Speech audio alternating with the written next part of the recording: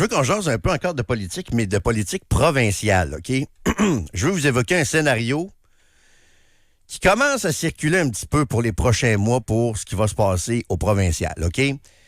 Prenez rien pour acquis, là, c'est pas une nouvelle là, que je vous annonce, c'est pas un scoop, c'est des possibilités que, disons que plusieurs personnes commencent à voir venir pour l'avenir de la CAQ, l'avenir de François Legault, parce que là, vous avez vu que la CAQ est peut-être en train d'essayer de sauver un peu sauver les meubles un peu. François Legault, là, qui met le poing sur la table contre les médecins, qui débloque les fonds pour Maisonneuve-Rosemont.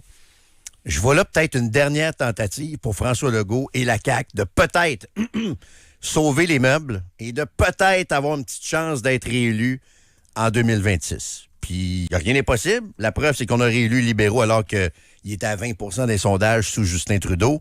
Déficit après déficit, ils ont quand même été réélus. Fait qu'il faut pas penser que la CAQ est nécessairement battue. Mais, il y a des scénarios qui commencent à circuler. Il y a quelqu'un bien au fait du monde politique qui m'a dit cette semaine, il dit, regarde comment je pense que ça va se passer dans les prochaines semaines et les prochains mois à la CAQ. Puis j'ai vérifié avec d'autres personnes pour essayer de réfléchir puis de valider ça. Puis je pense que ça fait du sens. Puis là, je vais être bien clair. Je suis pas en train de vous révéler un scoop. Là. C'est pas, il va arriver telle affaire puis ça s'en vient puis c'est une question de temps. C'est des possibilités qui commencent à circuler dans la tête de bien du monde au sein de la scène politique, disons ça, de l'environnement politique, la bulle parlementaire. Ça se pourrait que, mettons, François Legault décide, là, on est quoi, au mois de mai, là? Ouais. Après les fêtes, là, François Legault va avoir une décision hyper importante à prendre. Début 2026, tu dis, là? Début 26. Okay. Là, ça avance. Là, parce on que est à l'élection, 7 mois de ça. Automne 26. Octobre 26, c'est exactement ça. Là, on entre bientôt dans l'année préélectorale, mais après les fêtes, là, on va être à 10 mois là, d'élection. Et une chose est sûre, c'est qu'après les fêtes, François Legault a une décision hyper importante à prendre. Puis la décision, c'est est-ce que je m'arrête ou je continue, comme disait Plastique Bertrand? Là? Est-ce que je reste à la tête de ce parti-là? Est-ce que je continue d'essayer d'espérer peut-être être réélu? Ou est-ce que je laisse ma place? Un peu comme Justin Trudeau a fait. Là. Justin Trudeau, ça a pris du temps. C'était très long, trop long d'ailleurs. On n'en serait peut-être pas là aujourd'hui s'il était resté moins longtemps, mais en se retirant, ben, vous avez vu les résultats, ça a donné un élan tout à fait nouveau au Parti libéral qui a réussi malgré tout à garder le pouvoir. Bref, François Legault a une décision hyper importante à prendre dans 7 mois, ou à peu près, autour des fêtes. C'est souvent là que les décisions se prennent. Hein? Rappelez-vous, Fitzgibbon et tout ça, c'est souvent comme ça.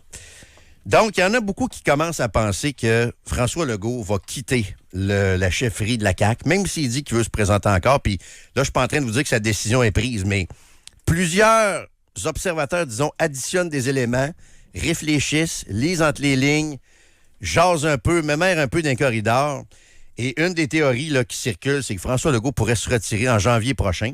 Et là, il y aurait une course à la chefferie quand même rapide pour la Coalition Avenir Québec. Et de loin, le favori actuellement pour remplacer François Legault. Exactement ça. Ah ouais, c'est pas une grande surprise là, que je vous annonce là, mais c'est un scénario qui commence de plus en plus à circuler. Alors qu'il se trouve un petit peu de charisme dans le fond des poches, là.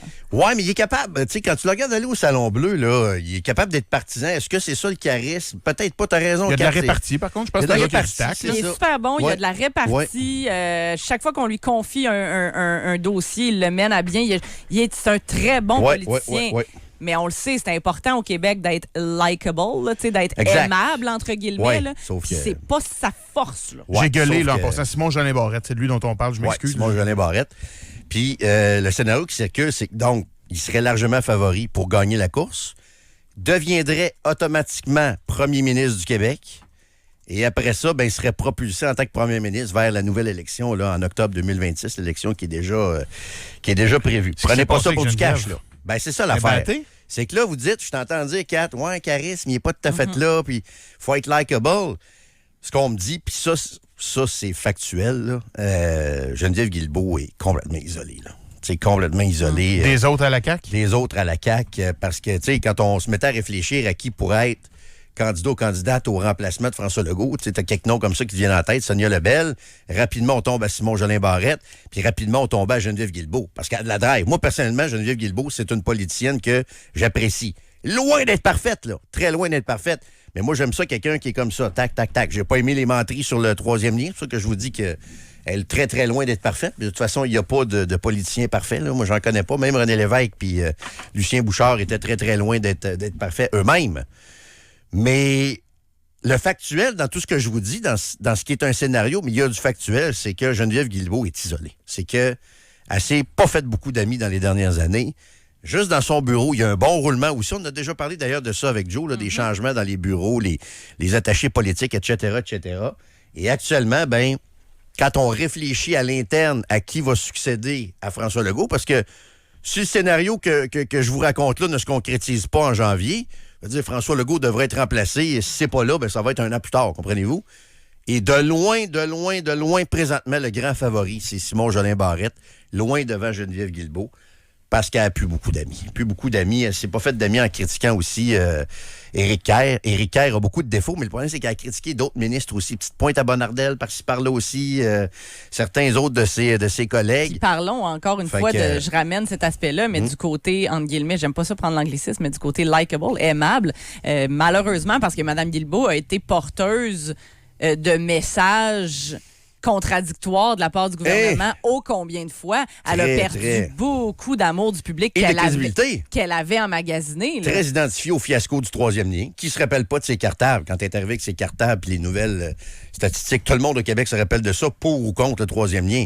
Même les comptes l'ont trouvé qu'elle s'était discréditée avec ça. Mais tu as raison sur sa personnalité médiatique. Là. Oui.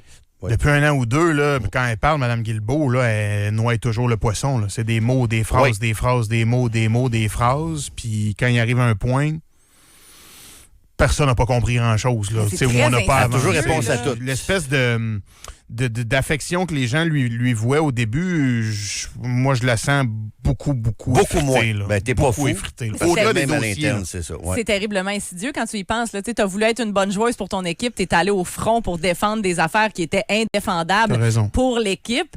Puis parce que tu as fait ça, tu deviens un peu la mal-aimée et de l'équipe et des électeurs. Ouais. C'est complètement fou. Puis à l'inverse, Simon Jolin Barrette a peut-être un des meilleurs ministères pour pas avoir de sang ses mains. Là. Ben non, à justice, tu fais pas beaucoup de politique. Il a fait des gestes que les gens apprécient. Tu sais, toute l'affaire sur les pourboires qui est entrée en vigueur cette semaine. Mais il a aussi fait des gestes qui ont été fort critiqués. Là, jamais autant, par contre. Non, attends un peu, là, c'est parce que je trouve pas le mot. L'indemnisation des victimes. L'indemnisation, merci, aux victimes et tout ça. Ça a fait jaser bien gros. Mais il n'y a pas eu un gros splash. Non, c'est vrai qu'il n'y a pas eu. À la Maisonneuve-Rosemont. Fait que. Y en a-tu...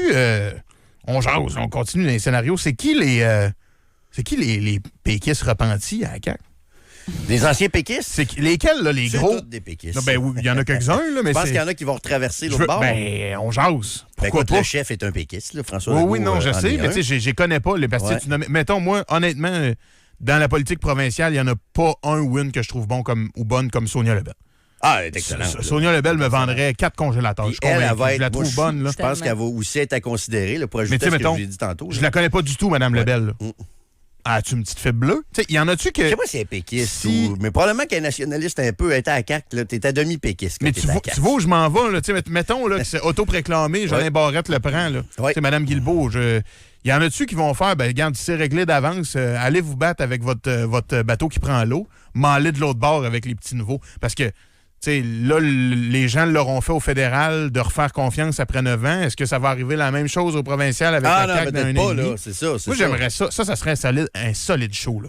Mettons un, 2, 3 ministres de la CAQ qui claquent la porte puis qui s'en vont avec PSPP au PQ pour aller donner un peu de notoriété au PQ dans les candidatures. Parce que ça reste que le PQ va devoir se trouver 25 ministres, mettons. Ouais, c'est un bon défi, ça, si tu veux montrer au monde que tu veux prendre le pouvoir. Il n'y a pas une grosse équipe à date, le PQ. Mais non, ils sont 5 à cette heure. Oui, c'est ça, mais en même temps, tu vois pas nécessairement des vedettes là, potentielles, puis bien des rumeurs de gens qui viendraient peut-être s'ajouter. On avait entendu à un moment donné le nom de Mélissa Généreux, qui est venue nous voir il n'y a pas longtemps. C'est présenté pour QS, ça? Oui, mais là, son nom commence à circuler avec le PQ. Parce que Pascal Bérubé va faire un bon ministre. C'est ça, Pascal Bérubé, écoute, c'est ministre automatique. Pascal Paradis fait une très bonne job aussi depuis qu'il est là. M. Arsenault, on le connaît moins un peu, mais il fait une bonne job aussi. Mais autour de ça, je dis, à date, c'est très, très... Il est tôt encore, mais ce serait pas surprenant qu'il y ait des caquistes là, qui fassent le... C'est qui les pires péquistes? Comme si c'était une maladie. Là. C'est qui les plus péquistes? La péquisterie et le tétanos. Si on fait le tour un peu, Caroline Proulx, elle m'a fait un pocket call, d'ailleurs. Elle s'est trompée. Elle s'est trompée de numéro, puis elle m'a fait un pocket call. T'as-tu répondu? Ben, écoute, j'ai souhaité mes condoléances et tout ça, tu sais, pour sa mère. OK, vous êtes parlé de vrai? Ben, je l'ai texté, j'ai vu qu'elle m'avait appelé, fait que là, je l'ai texté, puis tout ça. Fait que, mais Caroline Proulx, je pense pas que c'est une péquiste. Éric Girard, il est pas péquiste, lui. Non, ça me surprend. Éric Girard, il est pas péquiste. Simon Jolin Barrette, il est peut-être un petit peu péquiste. Je serais pas étonné. Ouais, mais là, s'il vient chef, là. À part de ça, qu'est-ce qu'on a comme... Voyons, tabarnouche, j'ai pas... Madame... Monsieur Boulay? Monsieur Boulay, non, il ne doit pas être un péquiste, ça, sa sœur est libérale. Ah, ouais, j'avoue. Tu sais, Madame Boulay, Julie Boulay, sa sœur, c'est une libérale, fait qu'il doit être nationaliste, mais pas péquiste. Madame Fréchette, peut-être un peu péquiste, Madame Fréchette. Non? Je trouve pas. Elle a une face de Madame fédéraliste. Tu sais, je suis dans mes préjugés, vu qu'elle travaille dans les universités sur ma péquiste, là, je suis bien gros dans les préjugés. Nathalie Roy pourrait peut-être sauter avec le... Nathalie Roy, tu péquiste? Leur qu'on n'a pas été ministre. Oui, je sais pas. Mais bref, ce que je vous dis là, c'est des scénarios qui commencent à circuler de gens qui sont très, très au fait de ce qui se passe en politique. Donc, pour conclure, Simon Jolin Barrette, premier ministre caquiste en 2026... C'est peut-être pas à exclure. As-tu vu notre ami de Trudeau-Landry qui a dit à Radcan, je parle d'Holly Prime. Holly Prime, oui. Que 3 partis l'avaient officiellement approché pour 2026 et parce qu'il a été plus vague quand il est venu nous voir. Une vraie approche, mais il y a eu une offre. Oui, une vraie offre. 3 approches totales, incluant l'offre. Mais récemment, dans les dernières heures, il a confirmé qu'il allait aller en politique. Là. Il l'a dit. Il a dit oui, je vais le faire, possiblement après les prochaines élections. OK. Méchant couteau à 2 tranchants, ça. Je sais pas qui. Mais là, les 3 sont prêts à le faire. Il y a une raison pourquoi il est partout. Là. Il multiplie les entrevues. Il est très, très, très présent sur X et tout ça, Facebook et tout ça. Il y a une oui, mais tu sais, moi, je me souviens de la belle époque où on a fait des semaines de radio avec Mme Bourdon ici, qu'on nous présentait comme la meilleure invention depuis le pain tranché. Puis ça a freiné sec un peu, me dit-on. Oui, ça a été plus difficile, Mme Bourdon. OK, on s'arrête quelques instants. Il est déjà 13h47. On vous souhaite un excellent vendredi. On vient.